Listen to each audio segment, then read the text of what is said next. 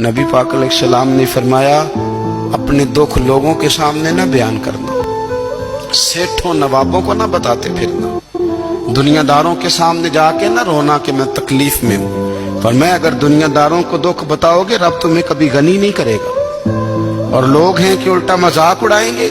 आपकी जिससे बड़ी पक्की यारी है ना, पक्की, वो तब तक पक्की है जब तक आपने 50,000 मांगा नहीं।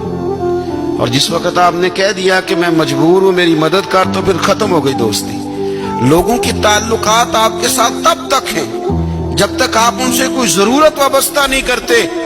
करीम आबू फरमाने लगे, बंदों के सामने दुख ना बयान करना, अल्लाह तुझे कभी गनी नहीं करेगा। तू अपने दुख अपने रब को बता, तू दुआएं मांग, तू उसकी बारगाह में हाजिर हो, तू उसके हुजूर अर्ज कर। फरमाया अपने दुख अपने रब को बता, वो जल्दी करे या देर से करे तुझे सारी दुनिया से बेनियाज कर देगा, तुझे किसी का मोहताज नहीं रहने देगा। रसूल कायनात ने फरमाया, रब करीम फरमाता है, जब मेरा बंदा हाथ उठाता है ना तो मुझे हया आती है कि मैं खाली कैसे लौटा दूं इसके।